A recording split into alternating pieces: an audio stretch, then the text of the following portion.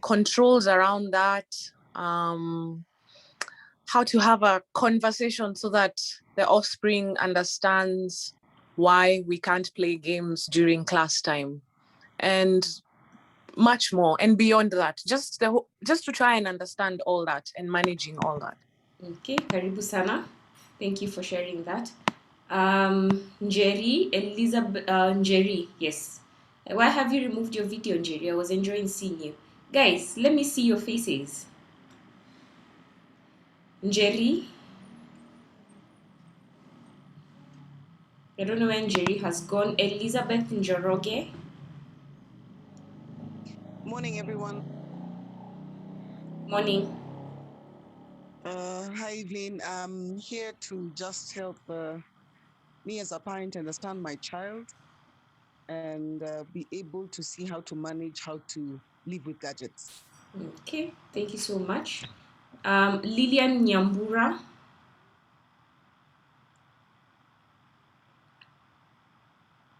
Lilian Nyambura, are you here? Okay, we'll have Felix Mwangi. Thank you for being here, Felix.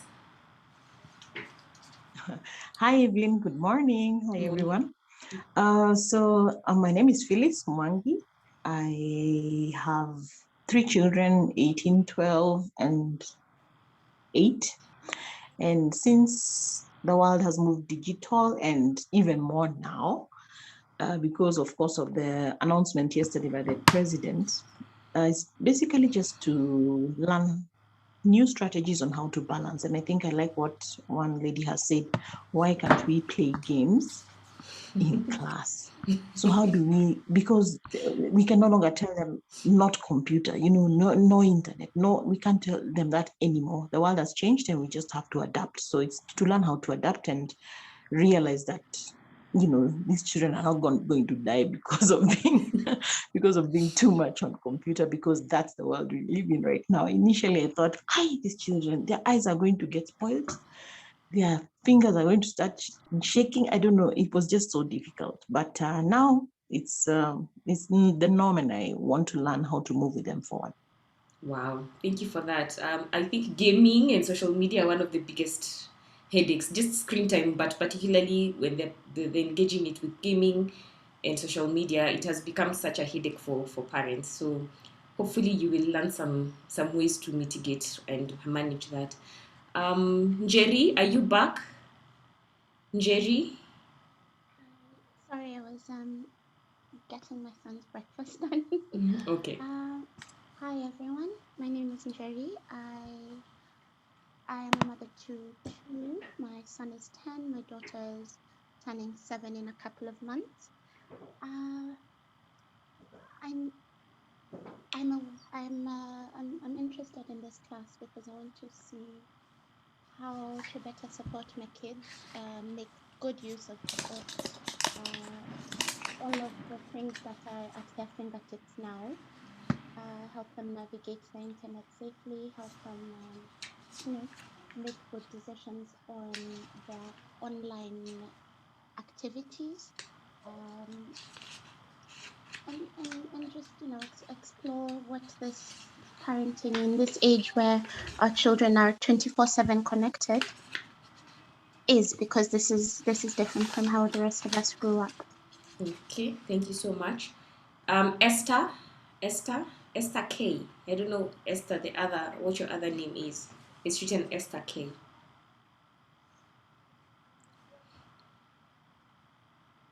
Esther, if you're here. Hey, good morning. Morning. Sorry, I joined in late. Esther Kalunde. Karibu. And I'm glad to join. And I've heard a few ladies saying what they would like to learn from this, or what they anticipate to learn from this program. So for me, I am a mother of 2. One is 4 years, Israel, and the other is 1 year, Isaac. And with this technology and the way technology is advancing, I just don't want to say no just because I know technology is not good for the children, but I want to say no and say yes with good reasons. So I'm looking forward to being equipped to get to know what is good for my children and how I can also be part of it to help them to grow with the technology. Karibu sana. We have Martin. Martin? Yes, good morning to you all. I think I'm the only gentleman today, but it's a pleasure to be here. For me, I just want to learn, especially I think we've done a few programs together with Evelyn, and she's been a blessing to my children. And I want to also learn more, how can I, as a parent, harness that energy they have when they hold the gadgets, they don't talk to you, they can be there for hours. You give them a book, they look at you puzzled, wondering what is this you've given them. So how can we as parents and get them to have the same zeal and desire to read books and do other things as just the same way they focus on the gadgets. So I'm here to learn and also to grow as a parent. Thank you. Karibu sana. Sarah, I think you're the last one, Sarah. Oh, hi everyone. I didn't know that the participants are supposed to introduce themselves. Just say hi. My name is my name is Sarah Kingori. I'm a mother of two also. And the reason I've joined in is because I would like to understand what she's actually doing on that gadget. Someone needs to explain to me. I know that I have put a few measures, but they are so stuck on that thing. I am very interested in knowing what are they actually doing on those gadgets. Thank you very much. Karibu sana. So I have my colleague here. Her name is Joey. Joey, just say hi. And maybe you pray for us so that we can start off. Oh man. Okay. Hi, I'm Joey. I'm here if you have any questions, and on the chat, I'll be here to help you guys. Anyways, I'm also happy to be here. Okay, let's pray. Thank you, God, for giving us this day class. Let us be able to gain some information and to see how we can be able to move forward during this this lockdown. To this, I do pray and believe. Amen. Amen. Thank you so much. So let me just start. Anybody who joins, I believe, will find us somewhere in the process of learning. I hope not to scare you. If I'm scaring you, just please alert us on chat, though it's not scary. The session will not be scary. Maybe in between, for those of us who will go with the program, you will have moments. There's a parent I talked to yesterday, I believe it was Rita, and I was telling her that we are going for a hike. So I hope you guys are ready for a hike. We are preparing for that hike so that we're able to know if our backpacks have everything that we need, if we are ready for the hike, if we have been preparing ourselves mentally, physically, and emotionally. So I want to just give you the reasons why you're here. But before I do, I want to just I want to introduce myself to you people. So I am the founder of Eve Minutes Communications. I'm currently a student at Dinkin University. I'm pursuing a professional degree in digital learning leadership. I want to be able to just transform how digital learning looks like in the whole context, from policy setup to how our children connect with content, how they create content and stuff like that. I'm very, very passionate in child online safety. I do believe that digital literacy is something that it's a skill that they really, really do need at this day and age. Second to swimming, because I believe swimming is also a life skill. Digital literacy for them is something they really need.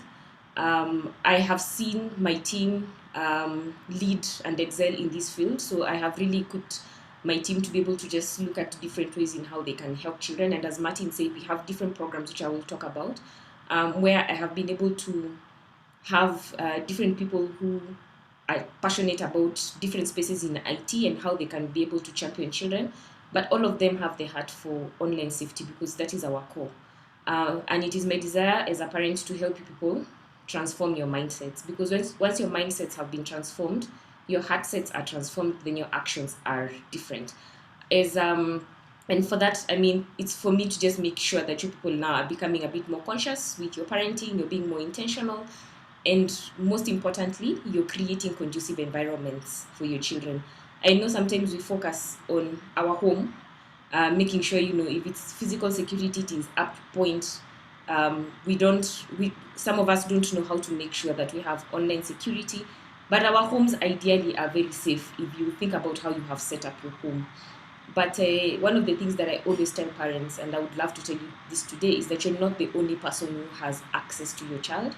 And the people who have access to your child also can introduce them to the world of technology. They can give them gadgets, and those gadgets are data enabled. So I add environments because you need to be able to start thinking far and wide that when my children are not home per se, when I'm not with them, or if they're not in that safe space that I have created as a parent, is the school that I have taken them secure? Is the mall where I've taken them, are they secure? Are they safe? So we start thinking about all these people who have access to our children. And for me, this is my goal for you as a child online safety practitioner, to just make sure that I'm not going to teach you how to code. I'll probably teach the children how to code, but I want you to be able to support them. I want you to be able to start seeing their potential. You have to start tapping into their talent and seeing what programs and what activities you are able to do as a parent to make sure that they're excelling in this digital age. So I want us to begin with the why, and you are here today because we are parenting in the digital age. There are people who call it the information age. It is basically the same thing, right? So my 5 reasons for you being here. Number 1 is because your child is a digital native. You as a digital native is a parent who is a digital resident. We are digital residents. Our parents, so their shoshos and their babus, no, not really their shoshos and their babus, their aunties and their uncles who are probably a little older than us, from the bracket of maybe 45 going up, you are a digital visitor, okay?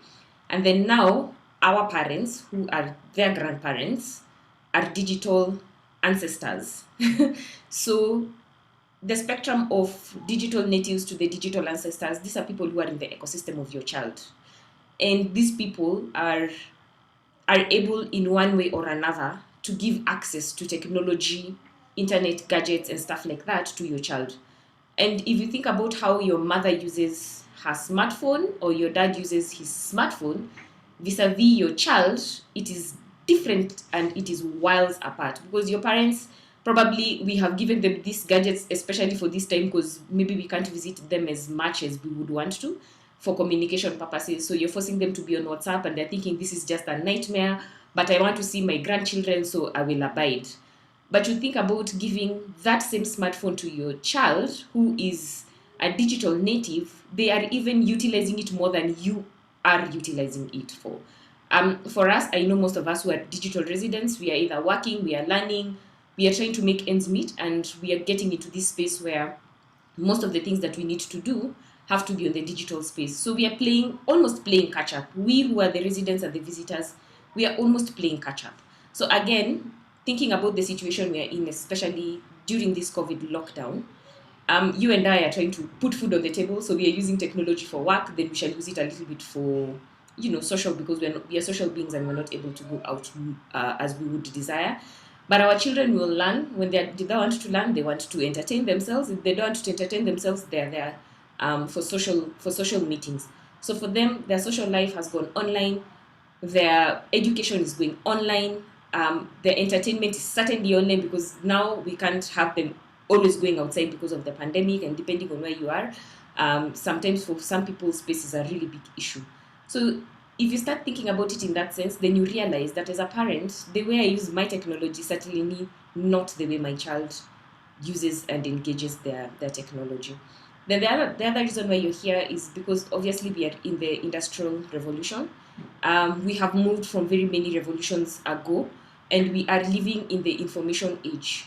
The reason why I bring this up is because if as a parent you don't make your home conducive, and for instance, in terms of opening up yourself for conversations, when your children are always constantly asking you, when you say, don't play a game, why?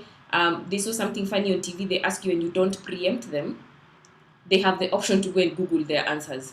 And I keep saying this is dangerous because the internet having so much information, that information is being curated by someone, and that someone might not share your value system. So you stand to be at a loss when you're letting your child go and be fed answers by somebody who you cannot control, and somebody who probably might not share your value system. So I say we're living in the industrial age, and this class is ideally to help you make sure that you yourself are being conducive enough, and then you're creating a conducive environment such that your children feel safe to come and ask you questions. They don't feel judged, and they don't start looking for alternatives for the things that they are wondering around the world.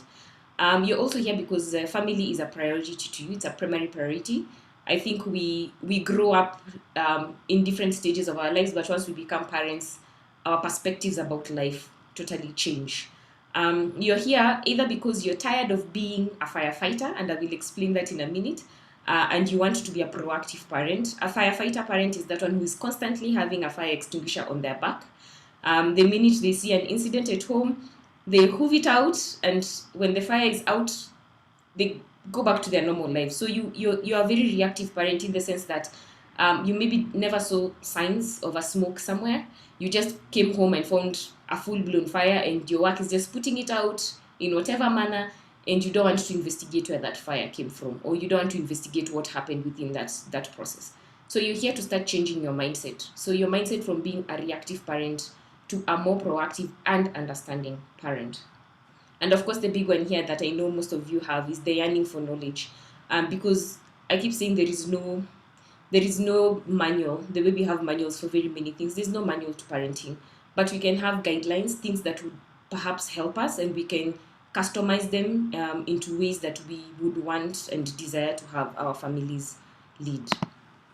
So this is an ecosystem of your child. In the middle, you can see there are two children. And the beauty of this is first to start understanding where you fall and where other people within your ecosystem fall. So the primary influence to your child is you, who's the parent. You have guardians, and here guardians, I keep saying, if you're writing notes, just write there my house help, if you have a house help. That one is a primary influencer, because when you're not with your children and they're at home, most of the time they're in the hands of your house help. And that is a very primary influence to your child. When we were doing physical school up to yesterday, the school is the second most frequent place your child will go, and for a very long time in terms of time, length during the day, and years, because you can imagine if your child is in kindergarten and they have to go through to high school and university, those are very many years. So the school becomes a very focal point of influencing your child as the secondary line. And then the tertiary line is the society. And if you think about the shift that you and I underwent in terms of physical playing, physical having friends, we didn't have friends outside our neighborhoods per se, unless we went to school or we went to these birthdays, and these birthdays were really not as frequent as we're taking our children nowadays. We had a more physical and controlled environment when we called society, but right now for them, their physical environment is shrinking by the day. This pandemic has actually made it really, really shrink further. However, their online society is growing. Now, the biggest difference is that because you and I knew our friends from their three names, where they lived, we gave them nicknames. We know them, we know their bad manners, we know their good manners, we know who they are in and out, because we spend a lot of time together. Our children are in a space where there are no boundaries, because once they go into the internet, they're in a global space. So today they will make a friend in China, tomorrow they'll make a friend in the UK, tomorrow they'll make a friend right here in Kenya. They are at the risk of making friends who might be perpetrating to be children but are not children, because they're there maybe because of ill motives to just groom our children into certain stuff. So their tertiary line of influence has gone borderless, and it has extended to the globe. So we need to now start looking at how that space is influencing them and how we are managing that particular space. And then, of course, now we have the fourth one, which is the government, the nation and the global societies, people who make policies. And if you're in a point of influence in terms of child protection, and you have policy people you can influence and stuff like that, you also fall under primary and the fourth part of the ecosystem of the child. Then I want you to start thinking about this as you just look at that image. When I ask you who has access to your child, are you able to put names? Are you able to say, Evelyn, I'm in number 1, I'm probably number 4, I'm not sure number 2 if I have quite a good grip? Because sometimes when you think about educational centers, we forget the clubs that we have registered our children in. they fall under number 2. And then now think about the platforms where your children are operating. So they have these very many games. You have Netflix, Showmax, you have Hulu at home. These are entertainment portals, and then they are on social media platforms. All this. If you have a list that is building up, all that has access to your child.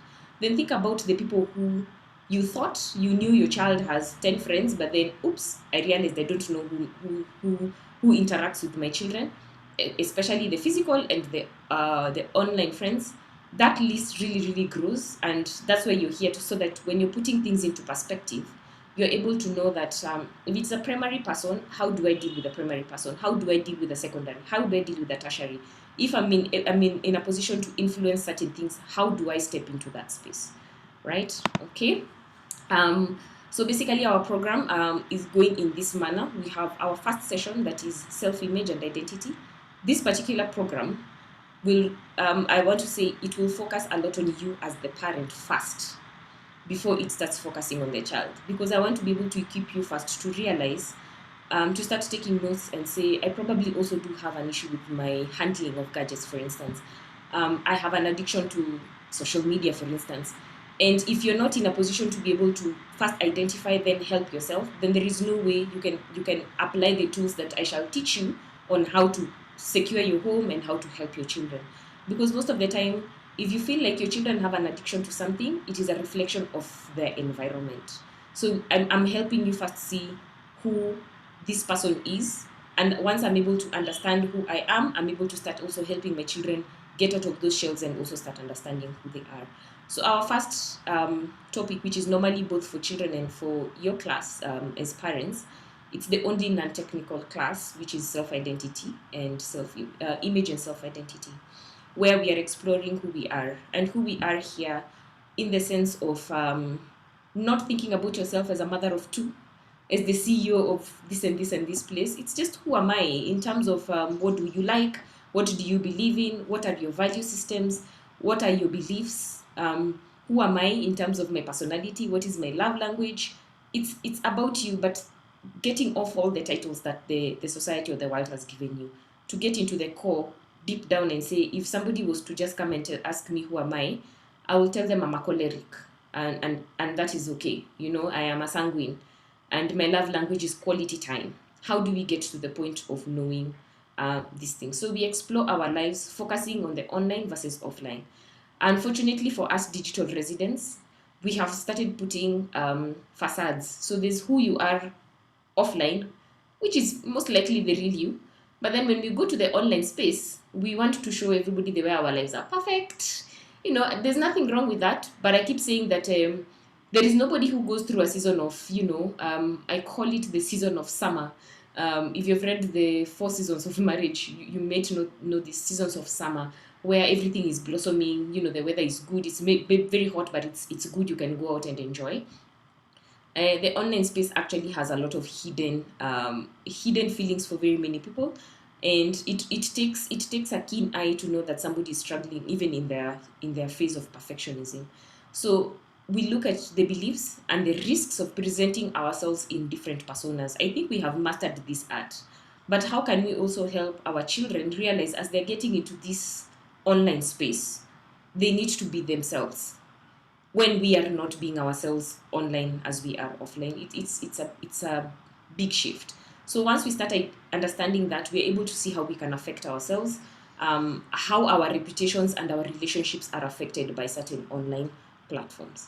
So we do the self-identity class. It's a very interesting class because people get to realize that, oh, I do this because I fall under this space. My emotions react differently because of this. And one of the other things that I've realized as we do the self-identity class, once you do your own, for instance, you do your love language and your personality. If, for instance, you're a choleric and your child is a choleric, you're constantly butting heads. Constantly, because those are 2 personalities that are just hitting each other. And then you realize, maybe if you have a child who is a sanguine and you want to get them into a schedule, they struggle. But because you're not coming from a place of understanding, again, what do? We keep butting heads. Because you want your way, and this child is struggling to go by your way because the personalities are just not syncing up. Okay, so this image I will just allow you to have a look at it for a minute and just ask yourself if you're a prisoner to your gadgets. And if one of the reasons you're here is also because you're seeing that your children are getting into this space where they're becoming prisoners to their gadgets, or perhaps the internet, but mostly their gadgets, because sometimes they might be on their gadgets and not really online. So we do self balance, and here we want to delve into the use of technology. And the kind of exercises that I do give parents here is to help them just look at themselves from when they wake up. So most of us have stopped using the traditional alarm clocks. Our phones are our alarm clocks, which is okay. But the danger in that is that the moment you take your alarm clock and you snoozed it 20 times, eventually you wake up, but then you don't want to get out of bed. So what do? You get into the internet and you start scrolling. You're on Twitter, you're on Facebook, you're on WhatsApp, like 5 different platforms. You're multitasking, you're in bed, you've not even said good morning either to the person sleeping next to you or the people you share a roof with, but you have already responded to the world. And if that describes even half of who you are, you need to start having self-control, you need to start having balance. Because the reason I say that is our children keep mimicking what we do. If you realize that your children wake up and the first thing they want you to do is go and watch, because before they even wash their eyes, before they say breakfast, before they have breakfast, before they even do their chores, it's because they probably have seen a pattern in the house. And if you have children who are expressive, they will actually go out and call you on your own misdoings, because they'll be like, but even you've not spread your bed, but even you've not gotten out of your PJs. I mean, we are raising children who are very, very expressive, and sometimes it is hard to hear such kind of truths, but you will get to hear them at some point in your parenting journey, because they want to be able to do what you're doing. And if you're doing the things that you don't desire, it's for you first to start leading from a point to lead by example. So here we want you to be normally the exercise is to help you first be intentional and start being cautious, because also getting rid of things that have become habitual can be very difficult. And sometimes before day 14, you find yourself going back to default. So I help you start thinking about your digital use with observation from yourself, and then I give you an exercise of observing without talking, which can be hard for parents. You wake up for a whole week, and this is the good time because they're on holiday. Just get up and start observing quietly how people have started their day. And you walk around the house, that one is on their phone. Casually ask which platforms they're using. That one is on the TV. This one is using 2 gadgets at a time. And you're taking notes for at least a week, because you need to be able to get data on how people are using technology. So if you were to start helping them, you have concrete data. It's not out of your imagination or out of that one day that you bumped into them doing something and then that was a mental picture for you. So I help you come up with this, and then methods of balancing, where I teach you, parents and also children, on how to do priorities that make sense and are respectable. Okay, so I'm going to ask Phyllis. Phyllis is a good friend of mine. I can tease her. Phyllis, does this resonate with you? Phyllis? Absolutely, yes, it does. How does it make you feel when you see this and then you think about it in your own context? How does it make you feel?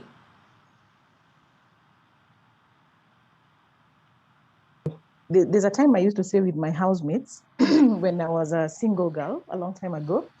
Those days, I think we didn't have cell phones in the house. But there's a time I used to say, because we were living in South B, we were sharing a house for girls, that there's a day that's coming when I'm going to be asking Audrey to bring the comb from upstairs to downstairs, and we would really, really laugh, and say, yeah, we look forward to those days. Even the house help will have a phone, because we had a house help who came and went. But this is real today. I find that the people who visit me and they're on the phone, especially couples, I tell them, so you're talking to one another now. Right? Because it's like you're with each other, but you're not really with each other. So it's not even funny. No, it's not. So yeah, we really have to be careful. Yes, absolutely. Thank you for sharing that. The reason why I put this is because even on a normal, just imagine just before the pandemic, and especially on Sunday, because very many people would go to church and then go have brunch. This was a very common sight. It was very common. Now, the one thing that I want to say is, once you do my program, and you'll slowly start getting out of this phase. Every time you see people on their phones, you will start first getting irritated, but your irritation will go to the point of you actually are going and stepping in front of people and saying, I wish you knew what you are doing to yourselves. I wish you knew. And these kind of sites will really, really annoy you, because you get to understand how far apart these gadgets are creating a vacuum. They're really creating a big vacuum in very many relationships. Very many, because these people, first and foremost, they're not even enjoying what they're eating. I don't even know if they know what they're eating. And instead of them connecting as human beings together because they're sitting together, they're connecting with people who are outside their space. It says a lot about the depth of their relationship. So one of the things that I keep telling parents is, the moment we start doing this class, and then you will go out either for a meeting or a dinner or lunch, and you see people on their phones, one thing that will happen is you'll get very agitated. And it is a good thing, because I think you will start understanding that there is something that happened to you, that this is just a bad picture. So I think it is Rita again that I was talking to yesterday, and I told her there's a class for crying. This one is it, emotional intelligence and communication. And the reason why parents actually shed tears is the realities on the ground in their homes, how you people deal with the things that you encounter at home, and how you communicate. So we will have a session of me giving you different scenarios, you thinking about them, and they're real scenarios. You will think about these scenarios and then think about your reactions. And then put yourself in the shoes of your children and ask yourself how that felt. And you will realize that there are certain things that we do, there's a certain way we communicate with our children that is emotionally damaging. If you look at us, and I keep using us digital residents, now the parents to the natives, we have a lot of gaps in our lives, which we try to fill with different things. But these gaps, first and foremost, start from the point that when we were growing up, for instance, I'm a woman now. When I was a girl, the environment for me was not encouraging me to speak out or to speak my mind. And if you're that mouthy person, like I was, I'm still very mouthy, but I was a very mouthy child, I used to be labeled. You know, huyu anakuwaga kimbelembele, huyu ana mdomo kubwa. And some of these things really pushed us down. They intimidated us, and we were not able to come out of some shells until later in life, where you're like, okay, now I'm a grown up. Why am I still holding on to these things? Emotional scars are really, really, really long-lasting, damaging scars. And there are people who don't even get to that aha moments to snap out of them. But it always starts with the power of the tongue, how we communicate to our children, what the choice of words we use. When you come and find your children are doing something contrary to what you had asked them to do, but then before you even seek to understand, you start beating them. And they realize that this person never listens to me. There's an exercise I give parents in this particular class, and I'll tell you 99.9% of the feedback that these parents do get, the one constant one from children, is that you never listen to me. You don't even take time to understand me. And that can be very hurtful to a parent, because when you don't seek to understand, your actions and your reactions are very different, and they can be negative. So this class is normally the most, first and foremost, it was one of the classes that made me start this program, because in my journey of teaching children, I would equip them, I would give them tools that they would go and implement at home, and they would go home and find the environment is not conducive to implement any of the things that I was teaching them. That's why I realized I have to bring in the parent, because the parent is the one who's creating a conducive environment.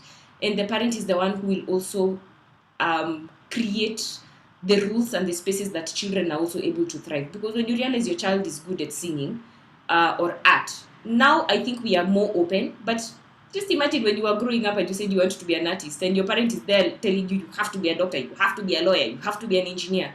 Those spaces are very different, but sometimes without our knowledge, we end up saying the same exact things to our children, maybe in different ways, but in the sense of it is my way or the highway.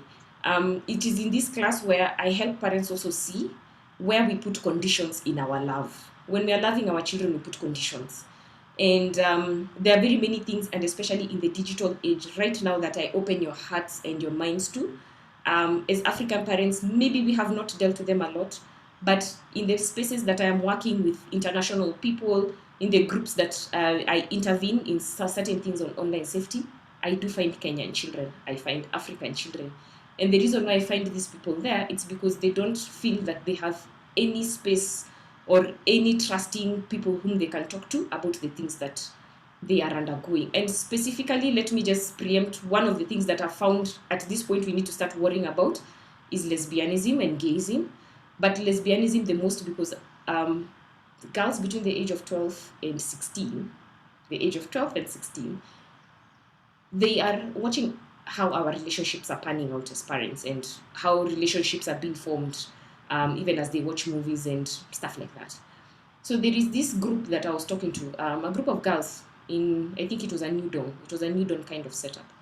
And there are 3 girls in that group whose parents were going through a separation, and the parents didn't feel like it was time to explain what is happening within their relationship. So there's a lot of misconception. The children are wanajijazia to blanks.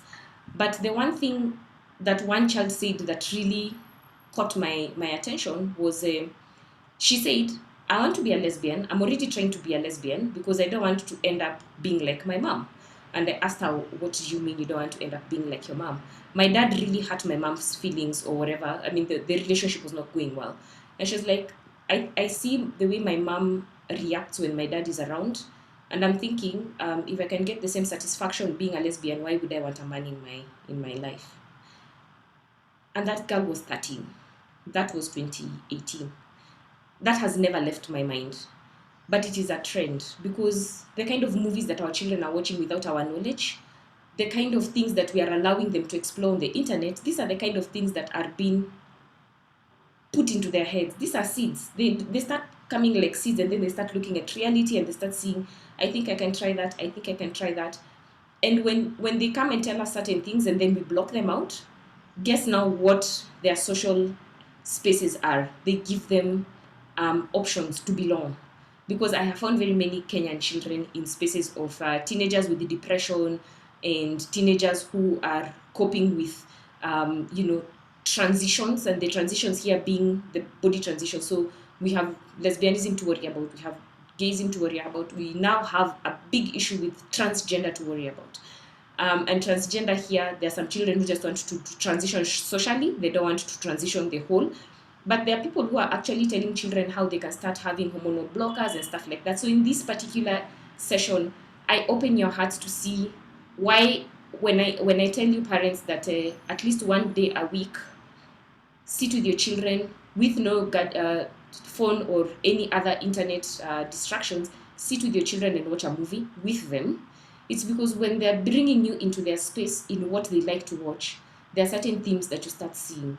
And you also start looking at their reactions when they see certain scenes or instances.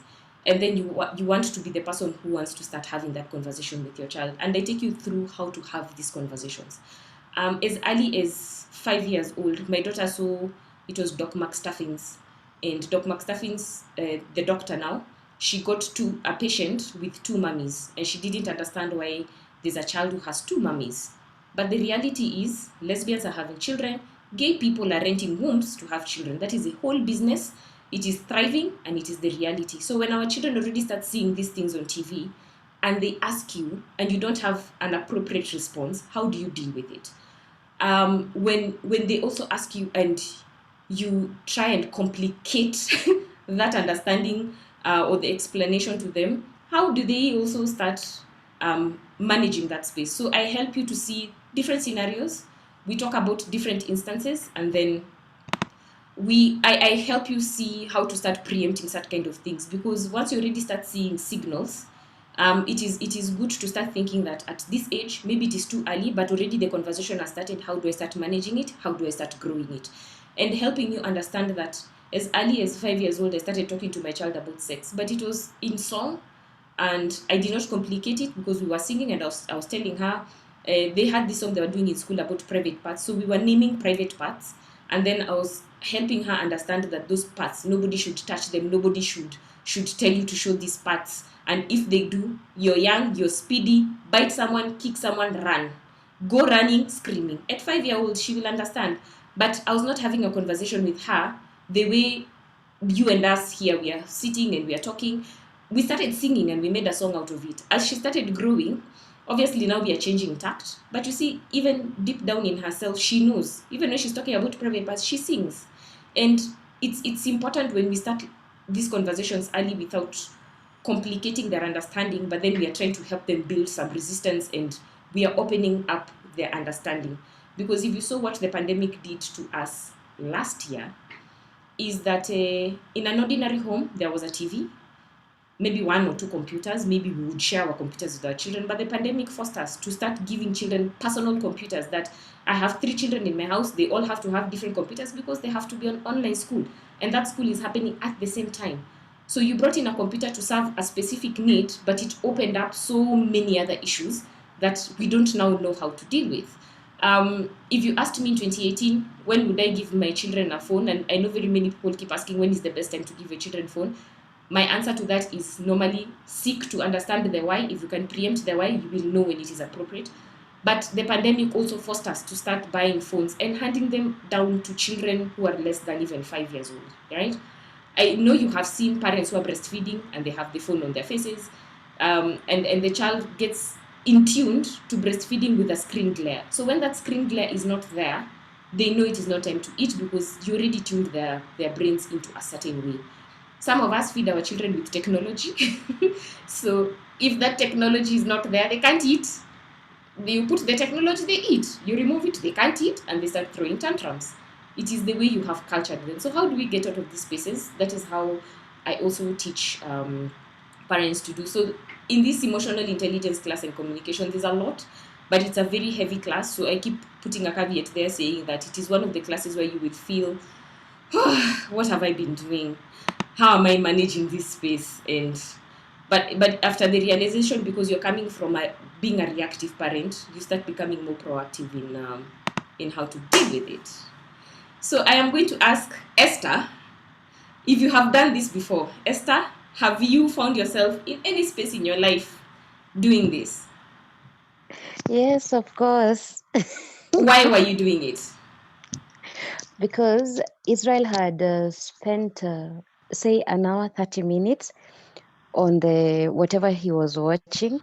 And I felt like that was too much because his eyes were actually turning red. And I felt, no, we can't continue like this. Mm-hmm. So Yes. without telling him in a way that he understands that it is time to disconnect from the gadget, you yanked it out, eh? Yes. What was his reaction at that point? Definitely exact reaction as I'm seeing in this picture. So as opposed to you sorting out a problem that you're feeling that, okay, my son has been on this computer for so long and I need to help him get out of it, you provoked an anger reaction, right? Yes. So this is now what I also teach parents to stop doing. Yeah. The same way you would not want anybody, your husband, your child, your friends, to yank out your phone when you're busy reading it, because it will certainly generate the same reaction. You might not scream, but you will be angry. The same way you would want people to treat you when you're on your gadgets is the same way you should treat your children. And I keep saying respect is a two-way thing. When you don't show your children that you can respect when they're on their entertainment space, they will not respect you when you tell them that I want to give me time protection, I want to go and work. Or maybe the way when you're on phone, they suddenly have so many questions that they're asking you at that time, and those questions are emergency questions, and you're like, sweetie, I'm on phone. So you're not even reacting, you're not responding to the person you're talking to, you're responding to your child. I help you make a system in your house that when the children are watching their entertainment at the time that you have agreed they watch, you as a parent respect that, and vice versa. And you have to be the person who is showing that respect, so that when you're asking them to respect you, they know that you respect their time. I hope that makes sense. And I know we are so guilty for this. I used to be guilty for this until I realized that I'm not really helping, I'm causing more damage to the child. So this is another issue that very many of us have: discipline and mentorship. I added discipline and mentorship, one, because I've realized that there are certain homes, it's a reality in very many families, that we may not be parenting in the same home. So we have children, but we're not parenting them in the same home. And discipline can be undone by that one day when a child goes to the other parent and there are no rules. And Martin, I'm not saying anything about you because you're the only male here. I have realized that when children stay with their mothers for very long and then they have to go and see their dads over the weekend, and their dads maybe are trying to overcompensate or do other things. Most of us babysit our children with gadgets. It's like, I need to work, you go watch TV. And for as long as you're working, that is the long they're watching TV. So the rules that the mother has set in the house, and many houses I've had in this, in our situation, in our society, is that Monday to maybe Thursday or Friday, there is no TV, especially if the kids are in the school season. And then on Friday, yes, they can engage with TV here and there, but not binging, right? But there are people who, Friday kifika, the TV is all yours, so the children binge from evening till the time they want to sleep, and then Saturday and Sunday. Then Monday, people are having like withdrawal anxiety. So when it comes to discipline, whether you're parenting in the same home or not, because co-parenting is the same thing, you're parenting under one roof or you're not, the kind of discipline you set should be mutual. Because it is one thing when one parent does it and then the other parent undoes it. And the undoing, by the way, it takes seconds. The doing is a heavy task. Then I brought in mentorship also because for my friends who are single, and I've dealt with very many people who are single mothers, I bring in the mentorship aspect because, and especially when your children are transitioning from preteen to teenage, there's a whole transition, body, emotional, psychological, everything. There's a whole transition. In the digital world, that is also the moment where children understand that, oh, I'm turning 13. Oh, now I am legal to have an Instagram account, a Wattpad account, all these social media things. And my mom maybe promised me a phone or something of the sort. There's a whole transition. So I keep telling women especially, anything you know about a man is theory, because you're not a man. And for the men who are here, everything you know about women is theory. You're not a woman. So because of maybe your experience in life, the things that you've experienced, you either train your child positively or negatively towards the other person. And I bring in mentorship here specifically to fill in the gap where if you feel like in your space there are certain things, career, physical health, sexuality, you're not competent enough to handle those discussions, look for a mentor who has values that are aligned to yours, somebody who you know when they're in the presence of your children, you trust the kind of words that they will speak into your child, because again, I keep saying words have power.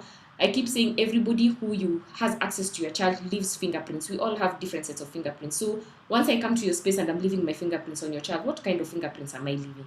So when you're looking for a mentor to fill in a certain gap, maybe the dad is not there and you want somebody to be a father figure for your child, or the mom is not there and you want somebody to be a mother figure and stuff like that. The different gaps that you put, that's mentorship, but you have to have a process on how to bring in these people. And I teach you how to bring that because even if you look at the kind of play dates, specifically play dates and sleepovers that we engage our children in, there are people who might say, Evelyn, I know you. I really, really know you. And I want my kids to come and spend maybe the weekend in your house. You are bringing your child to my house solely for the reason of knowing Evelyn. You know me, you know my character. But when you bring your child to my house, I'm not alone. There's my nanny, there's my husband, there are other children. For instance, I have other relatives living with me in that house at that moment. Maybe I did not tell you that, but your child has come into my space. And then maybe my home is uncontrolled. You don't know. You know Evelyn. Remember, you brought your children to my house because you know me. But you don't know how my home is controlled. You don't know if I really care if your children have any allergies or not. But you brought your child because, hey, I know Evelyn and I know the kids will have fun. And then the people in my house start becoming weird or strange with your child. At this point, who should be blamed for such a situation? Because I know the very many sleepovers that have happened, children are molested by people they know. It is the truth, even family. People are molested by children they know. And the children don't know how to discern that this person says they love me, then they would do that to me. Is that appropriate? How do I go about? And even if they come and tell you have a very moral dilemma, because how do you start dealing with? You will deal with it, but there's so much confusion on how to start dealing with such kind of things. So when we are creating discipline measures, when we are creating the mentorship process, the discipline extends when your child is even at the playground. Because at the playground, it is the space where you're saying, you will be with your friends, but you know the rules in our house and you know the values in our house. and you're not supposed, and adult phones, for instance, like my children know adult phones are not for their eyes. It doesn't matter if it is Shosho's phone, if it is Auntie's phone, it doesn't matter. Because I do not know the kind of people who chat with my mom. I don't know the kind of people who chat with my dad. Even my own friends. There's some friends of mine who are mannerless and they send me things. And they already land on my phone. So when I give my child a phone and then they see something inappropriate in mommy's phone, and mommy is the same person who tells me you cannot watch inappropriate content, I lose my moral authority.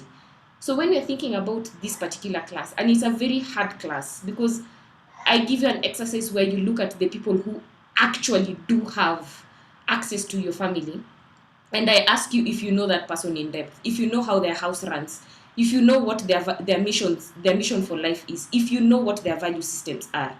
And then you start asking yourself, so am I confident enough for me to take my child even for a play date, leave alone anything else, just a play date? Am I confident? Am I okay if my child even goes for a sleepover? Should I have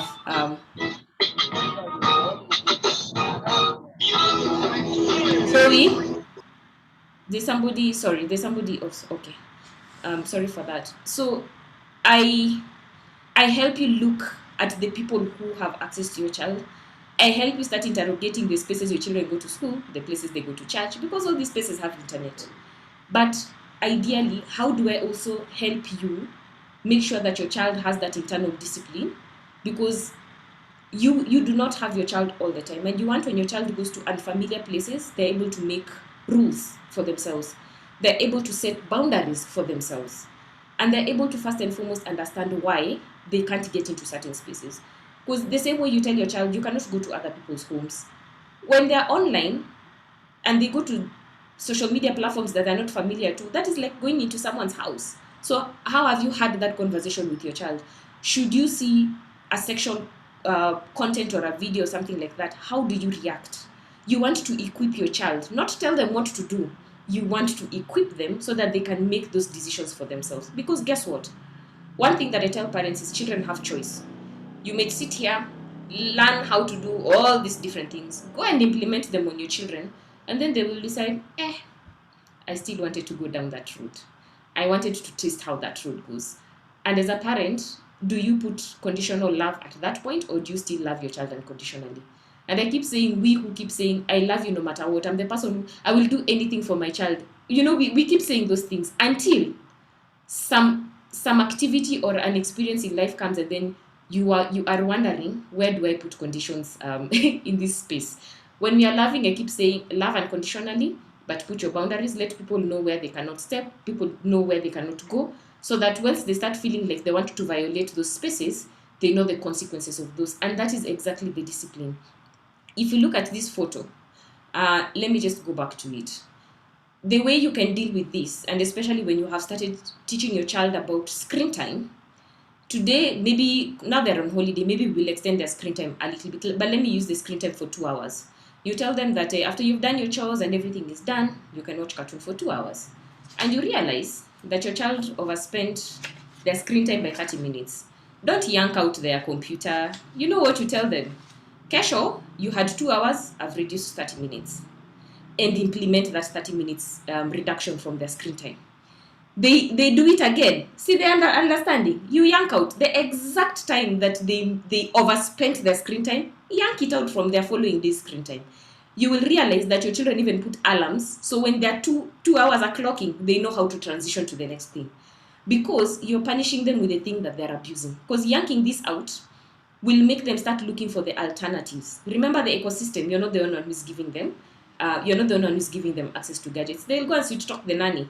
They'll go outside to the playground, and some people are allowed to have gadgets there. They will see. There's nothing you can do about that because you don't know it is happening anyway. But when you start helping them understand why, and when you're creating discipline measures, they're part of that process of creating the discipline. Trust me, they will be the ones who are accountable to the things that they said they will do, and the things that, and when you're punishing them, they understand the why.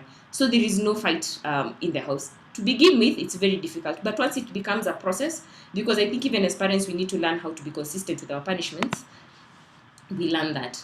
Now, for me, this is the best class. I had fun having the last cohort that I had when we were doing this. They kept saying we need a class saucer. So when we're doing the vision board, I'm helping you first understand, and because we're starting almost immediately, how your 2021 looks like in terms of technology. So you analyze, you do an inventory of all the technology gadgets in your house and maybe the things that would be exposed to your children outside your house. And then you start looking at how they're being used. We create a need. You start looking at your children's needs from the age they're in this year. Okay. So once we do that, I project 3 years. So I tell you, if your child is like, my son is 10, in 3 years he'll be 13. I use the same print to think about my child at 13 years. How will I spend time with my child at 13 years? What will be his technology needs at 13? Of course, at that point, I'll be dealing with social media. And then the biggest conversation I love doing this particular vision board is what are the kind of conversations I must have now? I have I just thought I would share a bit of what I did with the previous class. And in my 1X is 2021. The conversations that I must begin to start having with my son, who is 10 today. The first one was digital footprint. I have to start having a conversation about his digital footprint now. Relationships, and I broadened that to online and offline relationships. And then gaming, because he's a boy and he loves gaming. How am I going to start having conversations around gaming? There is something that happened, and he made a comment about racism, and especially this time when we were watching a lot of news about Akina George Floyd, and then we had this whole Black Lives Matter movement. I didn't realize when we were watching news, they were picking our minds, they were picking our conversations, and they were actually listening to the news. So my son made a certain comment about racism that made me realize that, Evelyn, I need to start preempting the conversation about racism, color, respect, human rights now, before it starts becoming a problem. And then, of course, things like bullying, things like vetting friendships, because for them, they might have a process of their own on how to vet offline friends, but how do they vet online friends? And how do you start giving your child tips on how to realize if they're talking to an adult as opposed to a child, and especially in the gaming platforms? I did also realize that there's a huge conversation about language that I need to have this year. And then, of course, as we do this, because this is the process that we do, we start visualizing, we map out, then we start seeing how to implement. So when I'm doing this with you, I do this in class with the first 1X, and then I take everybody through an independent process, because how you're visualizing your home is definitely different. So when we are doing from 3 years going up, I have individual one-to-one sessions with every participant, because I want to be able to help you create your own vision board for your own child. The other reason I do this is because, as a parent, because we don't know about tomorrow, my desire for parents is, as you're setting up certain rules and foundations for your house, let them be independent and outside you. Should you not be there for one reason or another, you know that the kind of setups you have placed for your children will last. You want to know that the things that you're teaching your children today, they will take them to heart, and they will either teach their children, their grandchildren, and it will be something that will be replicated. Because the truth is, things like values are things that our children will carry. And depending on how we manage that conversation now, it will make them say, I think maybe in one time of your life you have said, I don't want to be like my mom, or I don't want to be like my dad, because they probably did something that was contrary to how you would want to parent. However, how are you going to, excuse me, just 1 second. There's somebody knocking my door. Just 1 second.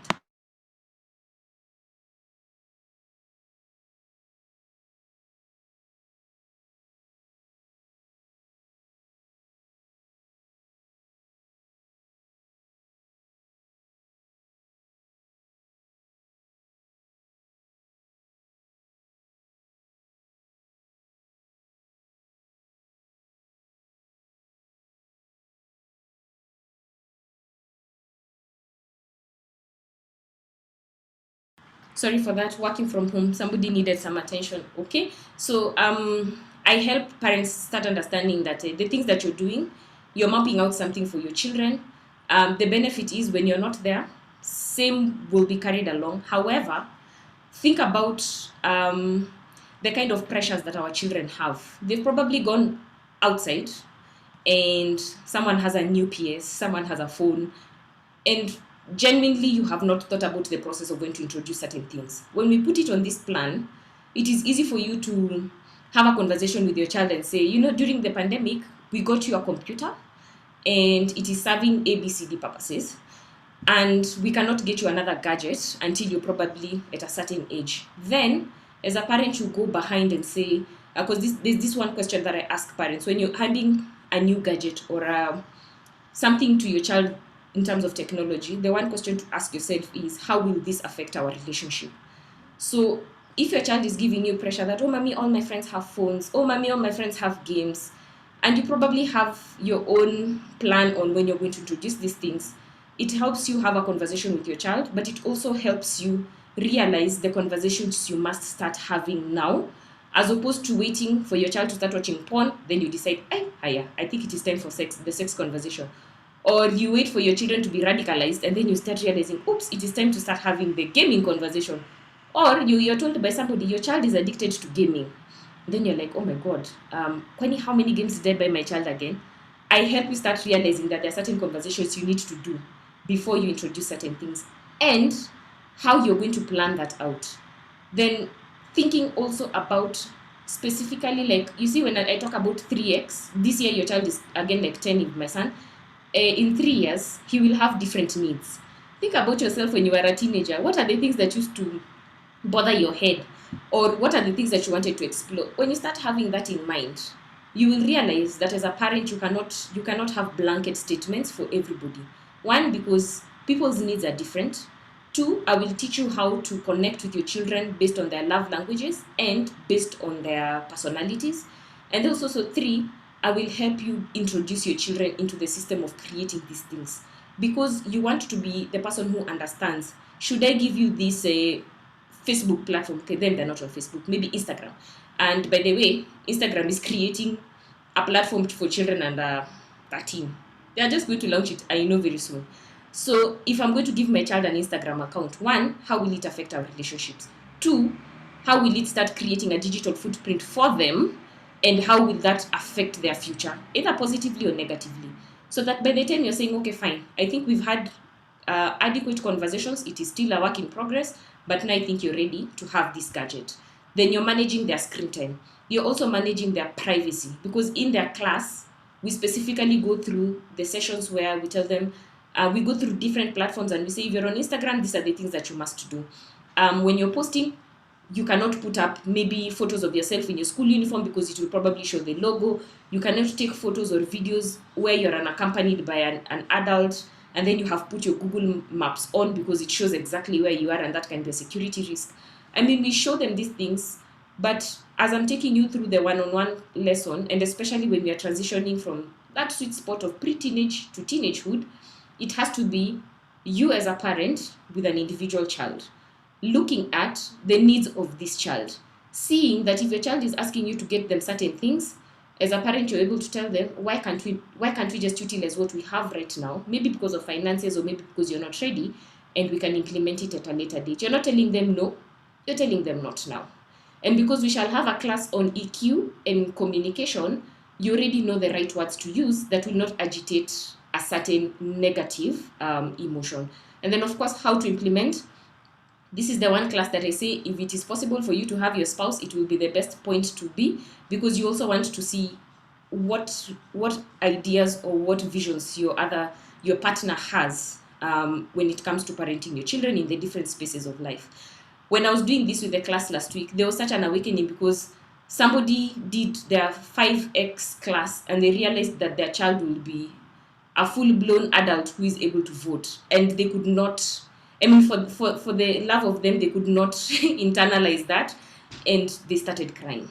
And that was, for me, it was sad and sweet, because I think sad that, oh, my child will not be a child anymore, but also sweet because you realize that instead of me telling my child they cannot do certain things right now, how can they help them harness that technology that will push them when they're an adult to be able to plug and play? Because I also tell you parents that the jobs for our children don't exist. But the one thing is there, that if you're not helping your child learn technology, they will not survive. And we saw it in real life in 2020 when the people who had not implemented tech into their careers and stuff like that, people lost their jobs just because they had not digitized themselves. So just imagine how the future will be for your child if they don't plug and play in these situations. So let me just help you understand what we do. If you have the desire to have your children do the digital literacy and online safety class, you have to mandatorily do the Parents Unplugged class, because these classes go hand in hand. And our class looks like this. It is 14,000 per child for 12 sessions. And if you have siblings, we give you a discount for 12,000 per child. And then we are doing it 3 times a week now because they have a lot of downtime and we want to be able to engage them as much as possible. So in the digital literacy class, we'll teach them about security, we will teach them about communication, a lot about their digital footprint. We give them real life situations, and then also we help them do their prioritization so that they know. So if, for instance, you come and find your child at 10 o'clock is watching cartoon, instead of asking them, why are you watching cartoon? You're looking at their big rocks in terms of the chores that they should have done from the time they woke up, and then your reaction becomes a bit more different as opposed to being angry. You understand, okay, fine. They're watching because they already did what they needed to do, and they had set their entertainment time for that particular time, which you should respect. So we teach them a lot of this. We help them be your accountabilities in terms of creating family time. So there's a specific day in a week that you choose as a family that we shall be sitting down, watch a movie. And then there are certain things that I will tell them that you will have to implement it at home. There are also non-tech free family engagements, so you have to create a game night at home. And then there is a bi-weekly meeting session that you must have. It is called Roses, Thorns and Buds, and I teach you how to create an environment where you can collect feedback and tell your children where they are going in ways that are not really right, but in a way that also has a lot of EQ and proper communication for them. So our classes are starting, I believe, on Monday evening at 4:30. So this was our last physical graduation before COVID happened. This is one of our teenage students learning. These are the babies, these are the pre-teenagers, they were coding. So the girl in the middle was being taught how to do something. Again, we also insist on doing peer-to-peer training because, again, I think children also love learning from their friends, I believe. And then, so we just teach them. This is just a class for the pre-teenagers. Here they were coding. And then this was our graduation this was the best cohort that year. This was 2019, I believe. And then we have a coding class. So these children, once they do the digital literacy and online safety, we also want to tell them that the internet is not only about entertainment and stuff like that. So how can they start also becoming content creators? How can they use the internet for learning? So we teach them how to code. I think this is a life skill they really require. So we give them different methodologies, and just recently we partnered with Strathmore. So Strathmore is also giving us a bit of some content, but specifically for the teenagers, on how to help them increase their knowledge, because they've done market research and they've seen that there are specific things that children in high school are supposed to start learning in high school. So we've partnered with them to see how we can increase the capacity of knowledge for our teenagers in terms of computer science and coding and robotics. Then the younger ones, we just tap into their interests. Most of them like gaming, so we do gaming and animation, conversations and stuff like that. So they get to, for me, the beauty of this is to help our children realize that as opposed to downloading all these games that are from all these cultures, we are just importing cultures. Why don't we export our culture? And they're in a position to start creating their own games where they can tell our stories. And why can't they make money out of it anyway? So once we start getting them into this headspace, it is so much fun. And even as a parent, when you start seeing your child is creating something out of their own imagination, they maybe drew something and then they decided to put it on the computer. They gave it a voice, they gave it a character, they gave it a name, and that character is talking to someone else. You realize that the imagination is just not only in their head, they're actualizing it. And then, of course, we give them those tools where they can animate it a bit. They can put background music, especially for the young ones. They really love it. With the teenagers, what we are introducing also is to see how they can help their parents with social media. We know we are not on many of those platforms. So if they can help you either commercialize your social media in terms of helping you create an Instagram for your business or manage it for you or create influencers. We get to help them with that, and that is something productive for them to do, as opposed to just wasting time consuming what I call inactive or let me not use the other word because it's not a very kind word. Yeah. So here, this is coding for, I think this was a 9-year-old. That was last year. They're turning 10 this year. They were creating a shopping mall, and this person, that was them. They were supposed to be going shopping or something. So they created a movie out of it. So I was just taking screen grabs. And this is a child who was thinking about the universe. And then when they created the universe, they thought, how can I do SDGs in terms of this climate change?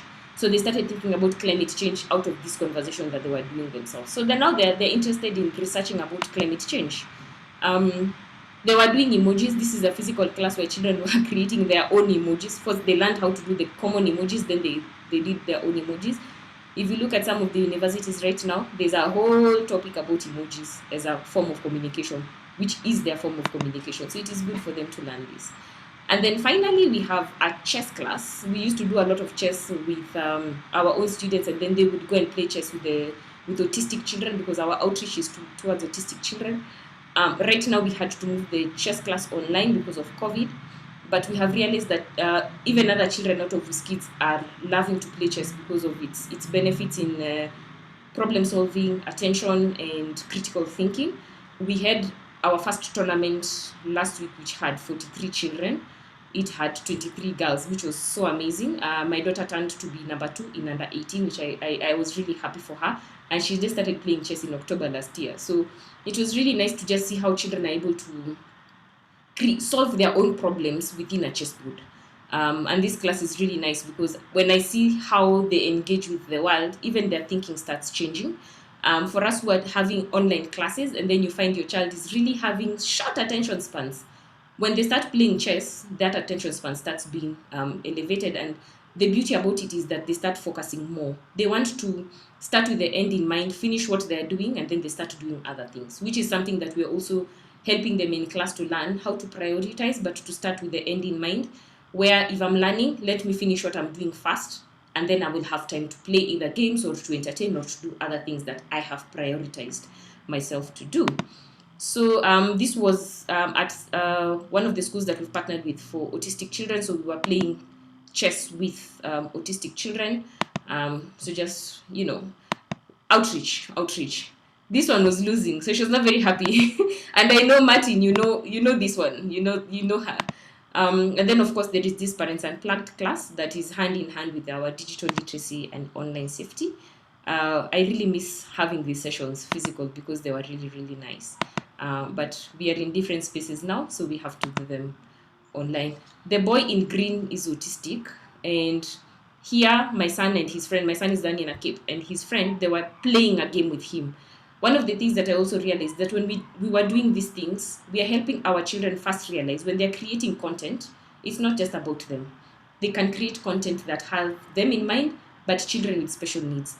And also children with special needs, because they're part of our community, they're part of our society. They need to be children just the way our children are. So once you've vetted a game and you find this game is good, and you do have a special needs child in your circle of influence, why can't they play games like the other children? Why can't they be exposed to technology? And this was the core reason why we were doing this outreach. So we are trying to see how we can proceed with it online, because right now it's a bit difficult when parents with autistic children specifically don't know how to manage their online engagement, because the screen is one of the things that flares up their agitation. But I would really have a love for COVID to end so that we can go back to this stage where we're just interacting with them on a physical, face-to-face basis. So yeah, that was us at the outreach as well. And we were outdoor, having fun, doing yoga and stretching. This is Ryan. Ryan was a student of ours teaching an autistic child how to use technology for learning. So here they were using Khan Academy, and they were doing mathematics. So he was teaching an autistic child how to use mathematics. As you can see, he's trying to help him count with hands. And that is Ryan's sister Ruby, also helping an autistic boy to enjoy moving around a mouse. Those are the small little things in life that give me pleasure, but also just bringing equality and inclusion to what we do. And then, of course, even I was forced to play this game. It was fun. It was hot. It was hard for me to get out of that mini tire, but I played and I tried not to lose. But this was a fun activity, and we hope that even with the online space, we're able to recreate some of these things for our children. And that particular outreach is called Light It Up Blue. And that is the end of my presentation. So I will hand it back over to you guys. I can see the chat is full. I don't know if it is with questions or not, but we have exams. Rita, okay, so let me allow you people to just unmute. You can raise your hand, unmute, and ask any question that you would want to ask. That is ideally the class.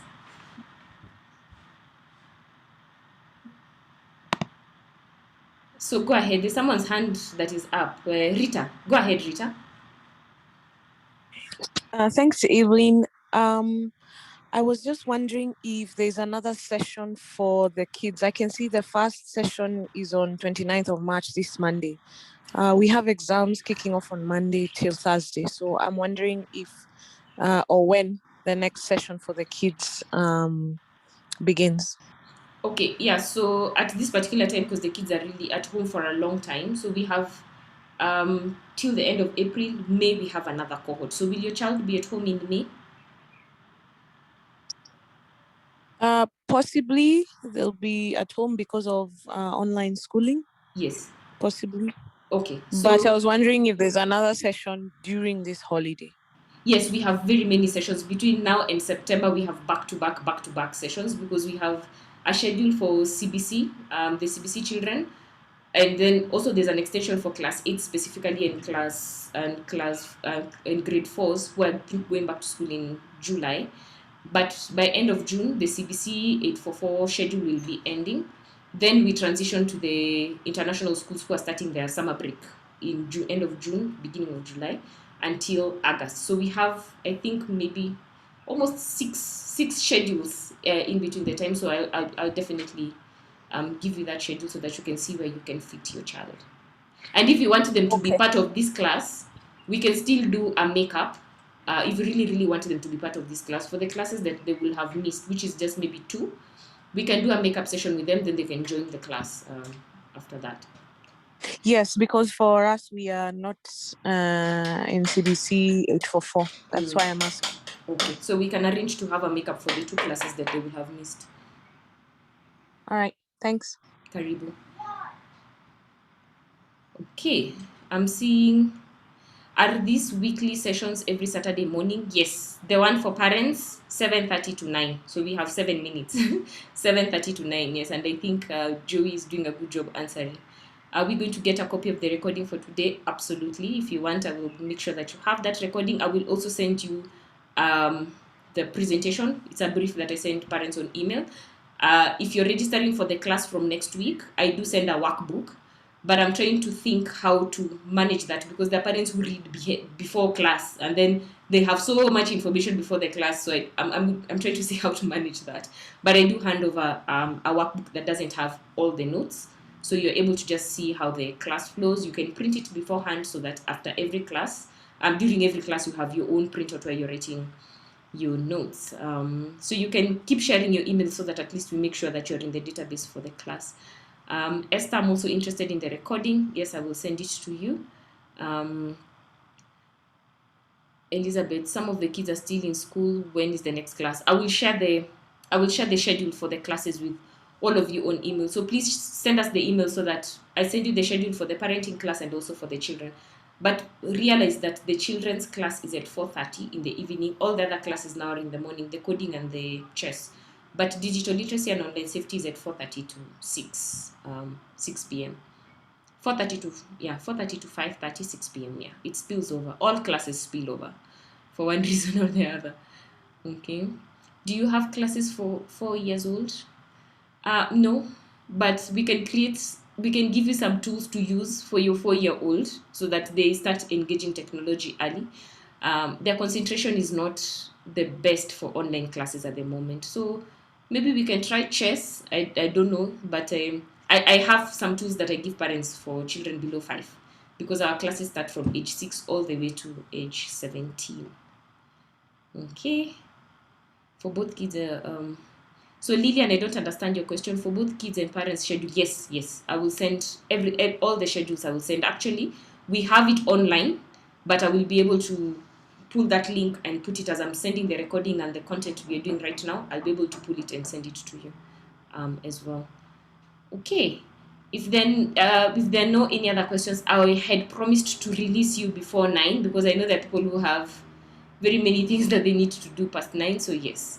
Unless there's any other question. Martin, asante sana. I'm hoping to see you in class because you have participated in some of these things for your children as well. And your children will stress you, especially if they do the WizKids class. They will make sure that the things that they're learning are implemented at home.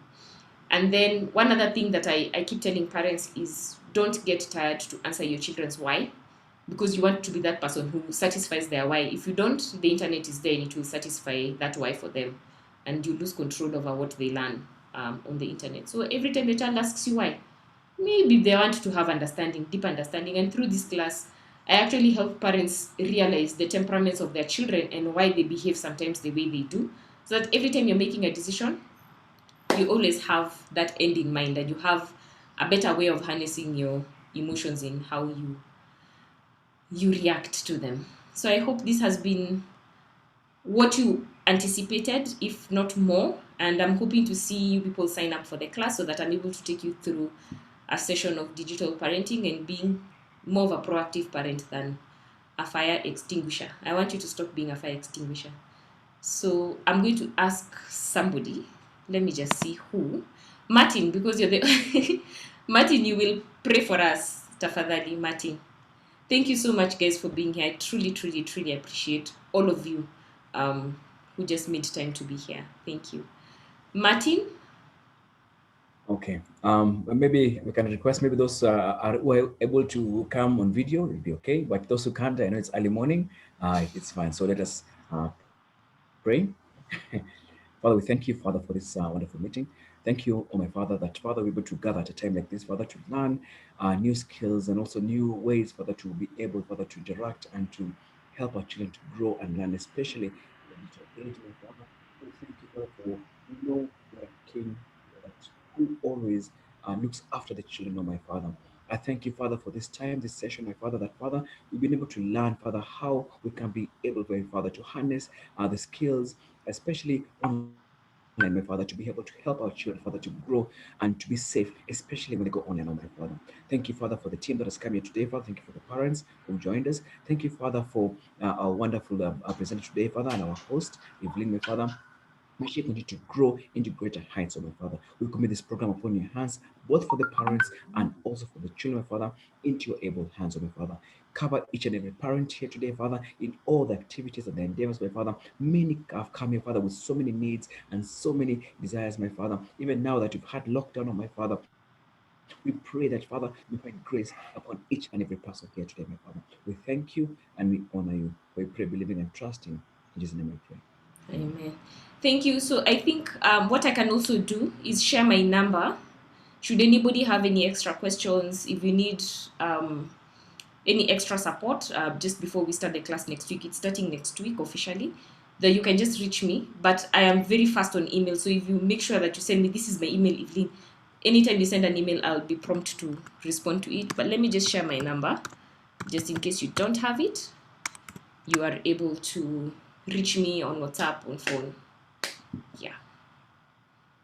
So I'll just give you a minute to copy it in case you don't have it. You can feel free to talk to me. And then if your email is with us, I will certainly send you an email after the recording is done so that you're able to listen again and then send you the program for next week if you confirm to register for the class. Asanteni sana. Thank you, Elizabeth. I know where you are, so thank you for sitting through until 9 a.m. Asante sana. Thank you, everyone. So you're ready to leave at your own pleasure.